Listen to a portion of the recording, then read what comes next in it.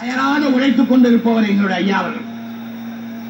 நாங்கள் கேட்கிறோம், இவர் உருவாக்கிய கட்சி ஒரு வித்தியாசமான கட்சி. எங்களை பார்த்து சாதி கட்சி என்று எப்படி சொல்ல முடியும்? இன்றைக்கு தமிழகத்தில் சாதி கலவரங்கள் நடந்த பொழுது அங்கு சென்று அமைதி படைத்தியவர் எங்களுடைய மருத்துவ ஐயா அவர்கள். தென் மாவட்டத்தில் போடியில் கலவரம் நடந்தது, அங்கு சென்று அமைதி படைத்தவர் ஐயா அவர்கள். ஆனால் இன்றைக்கு தீண்டாமை ஒழிப்பு, தீண்டாமை ஒழிய வேண்டும் என்று அம்பேத்கருடைய நினைவு நாள், பிறந்த நாள் அன்றைக்கு அரசியல்வாதிகள் மேடையில் பேசுவார்கள். ஆனால் கிராமத்திற்கு சென்று தீண்டாமை ஒழிப்பதற்கு, தனி டீ கிளாஸ் கோலை ஒழிப்பதற்கு, தாழ்த்தப்பட்டவன் பணத்தை தூக்கி சென்று உழைத்த ஒரே தலைவர் எங்க ஐயா, தமிழ போராளி மருத்துவ ஐயா மட்டும்தான்.